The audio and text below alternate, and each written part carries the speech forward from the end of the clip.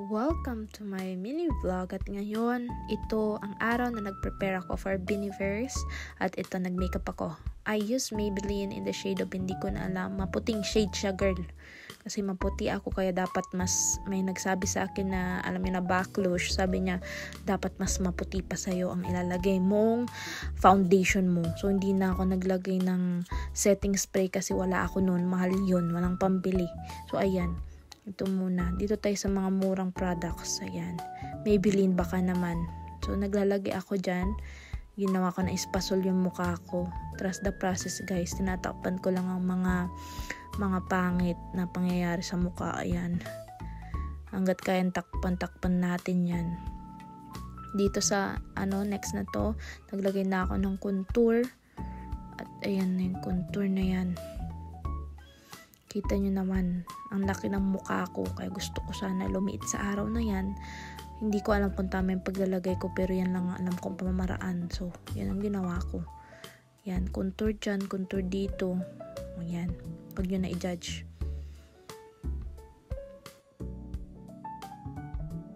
So, contour pa more.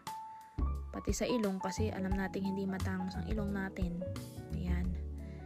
Nag-prepare talaga ako sa Biniverse. Alam nyo ba, 1 oras ako nag-makeup para lang magmukhang tao. Ayan. So, ayan. As you can see, pinapakita ko dyan ang aking, hindi ko alam kung anong palette to. Galing to sa Shopee. Baka naman, hindi ko na napakita. Basta ayan yung palette na yan. May blush yan, may contour. Meron na rin kasama dyang highlighter. So, ayan. Nilagay ko siya dyan. Sa may ganyan. Ayan. Blend nyo lang siya. Wow, blend. English. So, just blend it. Yan. Para lumit naman maghugas bigas. Hugis bigas ang iyong mukha. Alam ko wala ka ng pag-asa pero sa makeup tayo kakapit. Ito, bigay ito ng pinsan ko. Shoutout sa'yo. Sa paborito kong pinsan. Nagbigay ng makeup na yan. Ayan.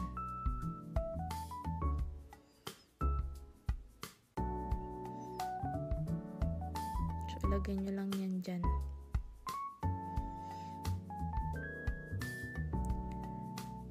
At ito, i-blend nyo na lang yan dyan. Bahala na kayo sa buhay nyo mag-blend. Ayan. Blend nyo lang para naman mukha kayong fresh. Diba? Kahit pa paano ay fresh kayo. Siyempre, sa baba din para mukha tayong, alam nyo na, mukha tayong tisay. Yan. Yan. Sana hindi kayo maboring. Matagal tong video na to. Kaya kung gusto nyo tapusin nyo. Kung ayaw nyo, diwag. Ayan. So, ayan. Yan na nga. Next is, Maybelline na naman. Baka naman. Powder ng Maybelline. Siyempre, ang alam kong niya yan, fair something yung shade niya. Maputi ulit. Kasi maputi tayo. Yan. Sineset lang natin kasi wala tayong setting powder. Kaya yun na lang. Powder ng Maybelline. Baka naman. At ito hindi ko na alam kung anong brand yan. Basta dadagdagan ko lang yung kilay. Kukulayan natin para maging medyo brownish siya. Kasi dark yung nakalagay.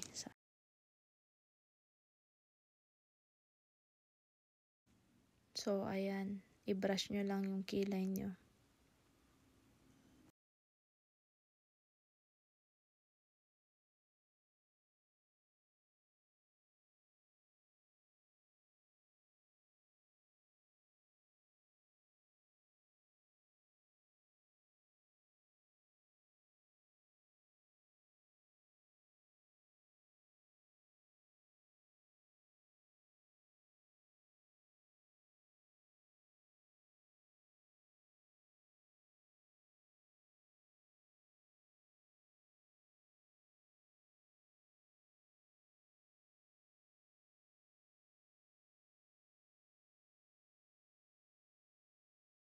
Ayan, sa part na to inaalis ko yung mga sumobra. Kasi ayaw naman natin ang sobra, pangit pag sobra. So, nakita nyo ba? May nagbago ba? Ayan. Ito yung bago kong bili dito na Cinderella, tama nga, Cinderella palette. Ayan. As you can see, hirap na hirap akong pumili. Kasi first time ko siya gagamitin. Ayan na lang pinili ko. Hindi ko alam kung anong shade yan. Basta parang light pink something. So, yun yung base ko muna sa aking mata. Whatever. So, ayan. Lagay tayo dyan.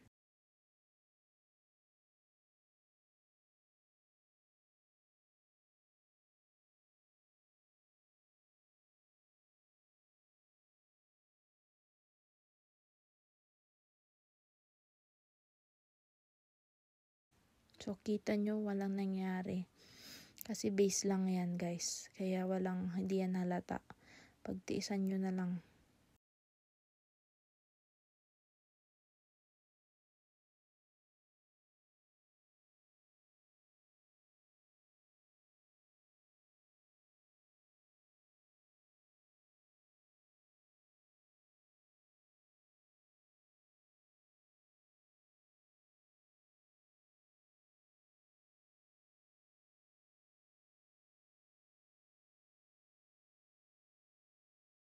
As you can see dito sa part na to, mas darker shade na yung ginamit ko. May nangyayari na.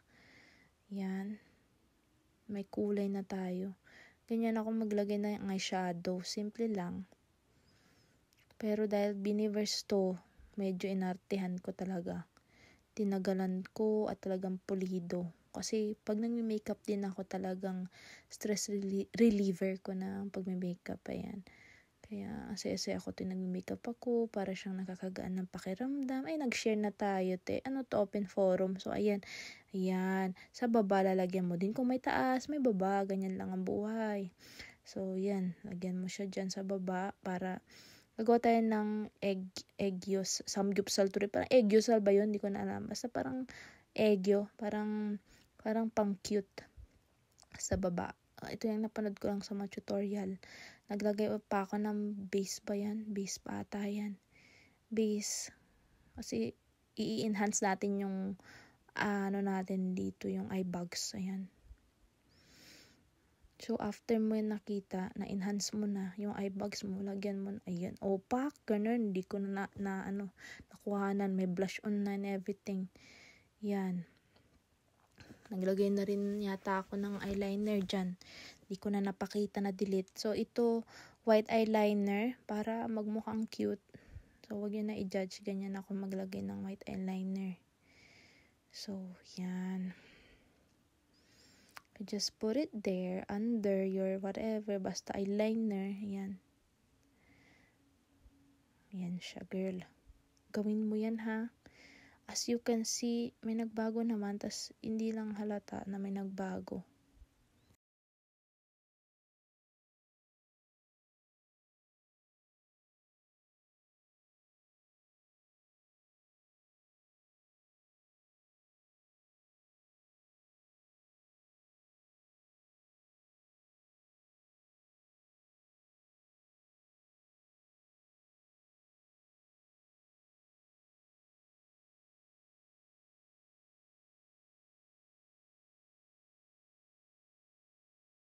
Sa part na ito, kita nyo na ang aking eyeshadow. May mga glitters na dyan. Ayan, pinahaba ko yung mata ko. Yan, 'di ba? May pagbabago naman kahit papaano. Umuusad-usad tayo ng kahit papaano. Oh, 'di ba? Pak ganun. Tsaka yan, yung pilik mata na yan, papahabain natin yan. Kita nyo yan.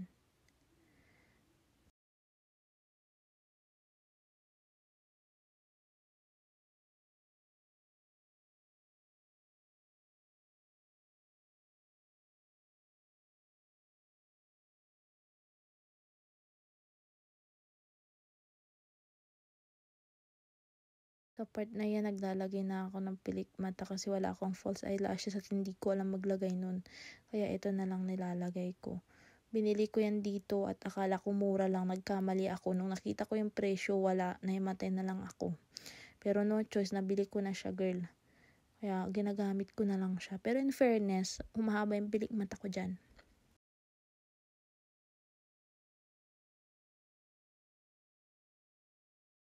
Dito na ako sa part na naglagay ako ng lip balm dyan sa aking lips at naglalagay na ako ng lipstick na paborito ko talaga yung bigay ng pinsan ko. Baka naman magbigay ka pa ulit ng isa pa. 'Di ba? Kasi favorite ko talaga yung binili mo. Ayan. Regalo sa akin yan ng pinsan ko. Bago ako umalis, ako nagpuntang Canada, binigay niyang lipstick na yan at paborito ko yan. At akalain nyo, 8 months na ako dito, magna 9 months na, hindi pa rin ubos. Ganun, katindi. Hindi pa siya panisa, in fairness. At talagang ganun siya katindi, guys. Ang dami-dami niyang laman. So, ayan, as you can see, trust the process lang. Hindi ko na ipapakita ang finish look niyan, syempre. Kasi ayan na yan wala tayong magagawa. Kung ano yung nakita nyo, yan na yan. So, ayan guys. Walang nangyari, diba? Mukha pa rin tayong syunga. So, ayan. Powder lang ulit. Sa part na yan, gusto kong maglagay ng anik-anik na design para sa Beanie concert. Kaso, hindi ko rin alam kung ma-achieve ko. Excuse me. Sa part na yan, trinay ko yung talagang proper way. Kasi dapat ganyan siya ilalagay. Pero, nung pagkalagay ko, ang pangit ang tsaka, girl. Hindi siya bagay, As you can see. Mukha siyang syunga. Kaya hindi ko na lang siya nilagay. Inalis ko yan. Nilagay ko dyan. Para kunwari may sperm cell. Char. Para may lang dyan. Design na mukhang ganyan. Ewan ba. Guhit-guhit. Kasi nakikita ko lang.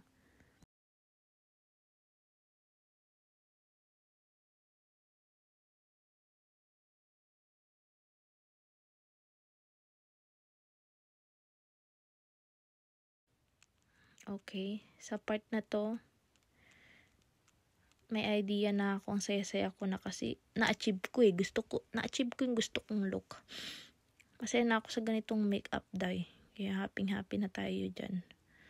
Ayan, kung ano anik-anik na naman at hindi ko na alam talaga ang aking pinagagagawa.